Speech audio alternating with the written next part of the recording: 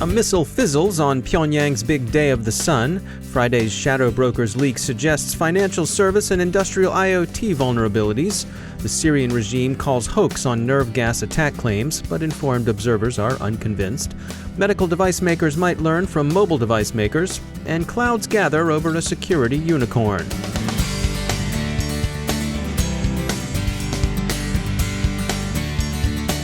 Time to thank our sponsor, Palo Alto Networks. You can visit them at go.paloaltonetworks.com/secureclouds. With the adoption of software-as-a-service applications, data now lives beyond the traditional network perimeter. What are you doing to keep your organization's data protected in this new environment? Palo Alto Networks' integrated platform provides detailed software-as-a-service visibility and granular control, data governance, automated risk remediation, and malware prevention, so organizations can achieve complete cloud security even in SaaS applications.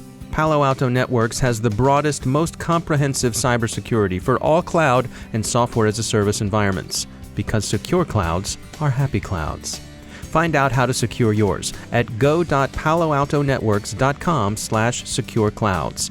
And we thank Palo Alto Networks for sponsoring our show.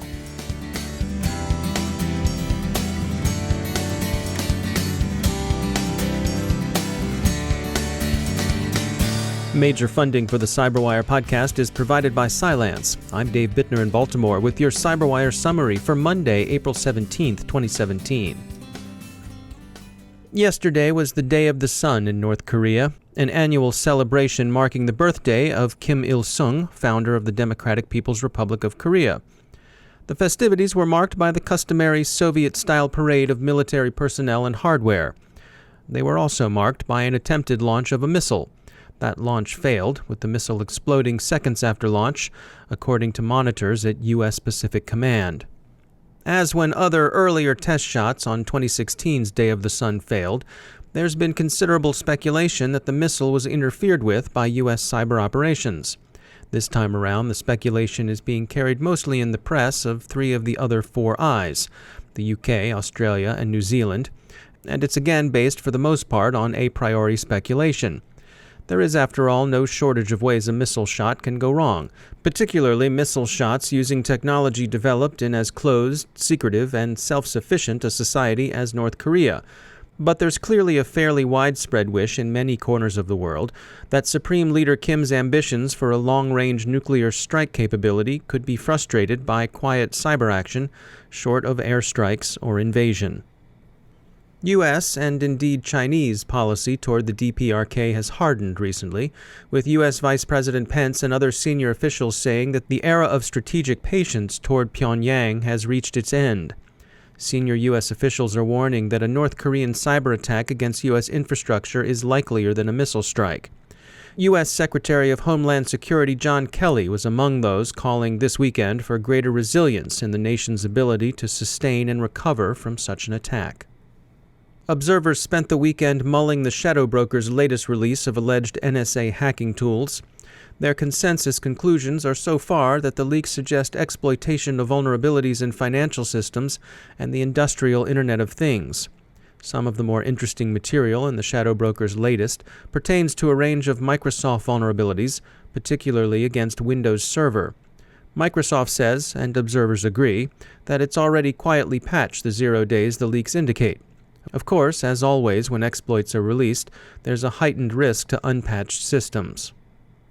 Turning to information operations, Syria's Assad regime, and in all probability its Russian sustainers, have undertaken a social media campaign intended to convince the susceptible that the regime's use of nerve agent against civilian populations never happened, and that if it did, it was a U.S. provocation.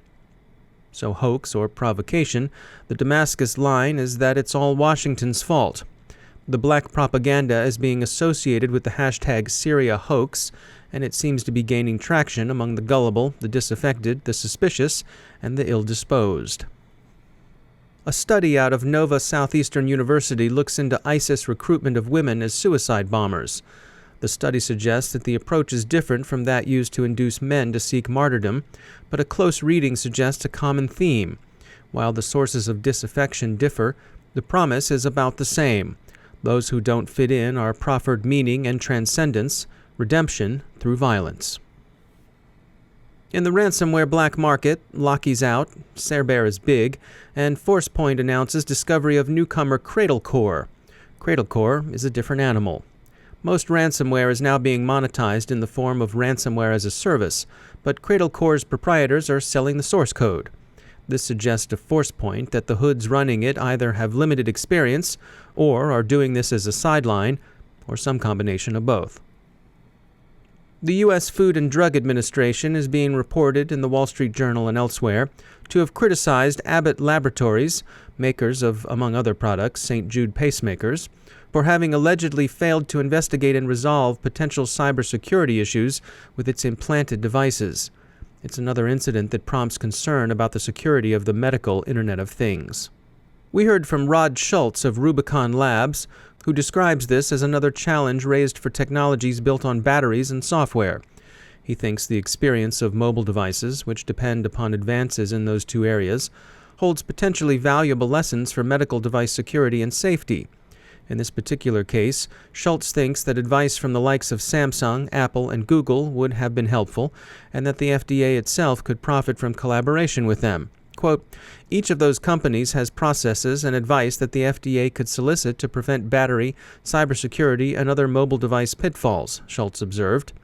We are at the beginning of an incredible transformation in how medical care is given and received, and the FDA can probably do more than send out strongly worded letters.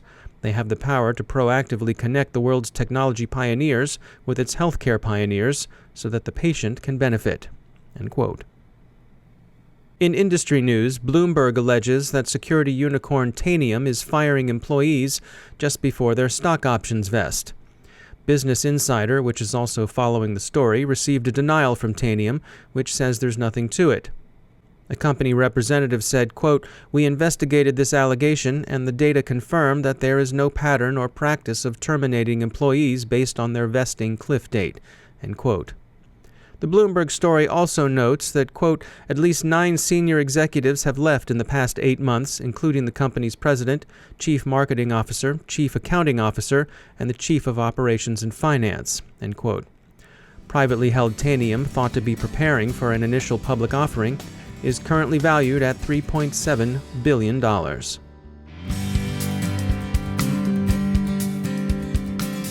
Now a moment to tell you about our sponsor, Control Risks. You know, successful companies look for opportunities in new markets. But where there's opportunity, there's risk. Whether you want to move your client data to the cloud, bring an office online in China, or acquire a competitor in Colombia, keeping your information secure is paramount. To do that, your cybersecurity decisions must be aligned with your business strategy, driven by reducing your risk. In such complex environments, there's no substitute for expertise on the ground.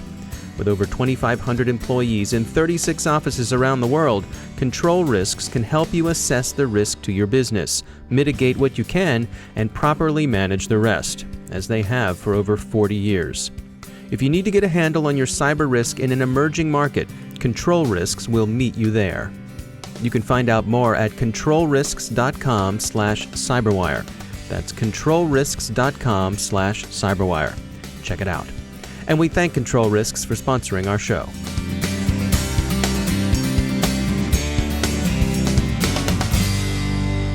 And I'm pleased to be joined once again by Rick Howard. He's the Chief Security Officer at Palo Alto Networks, and he also heads up Unit 42, which is their threat intel team.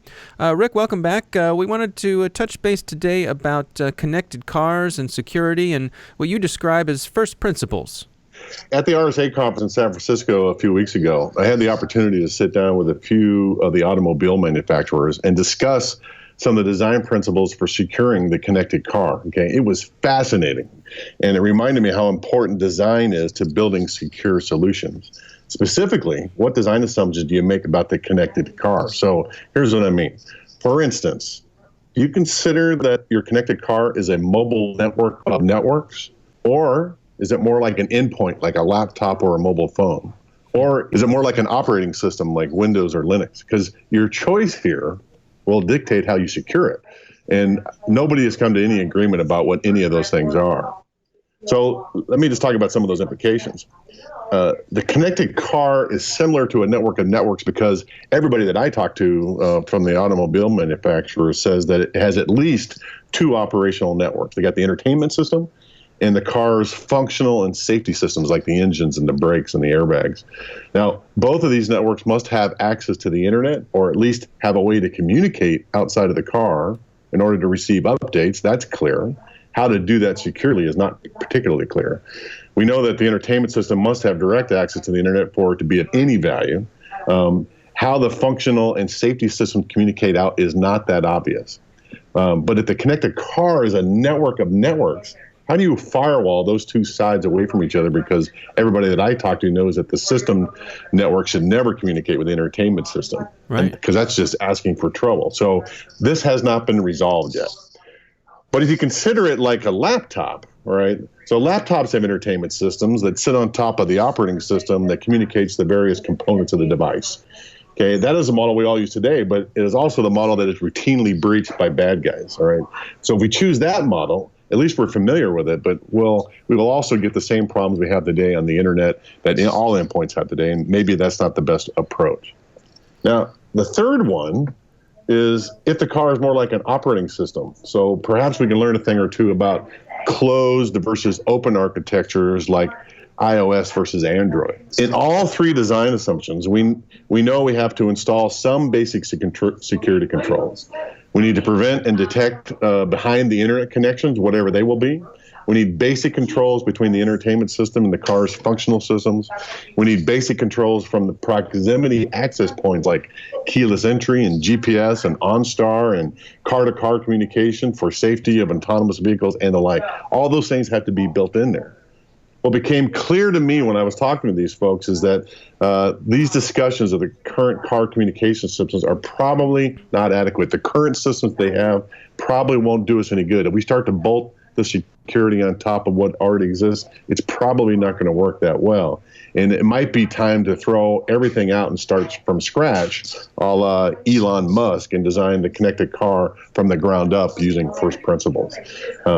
So it's going to be very interesting to see how this goes forward, and nothing is set in stone at this point.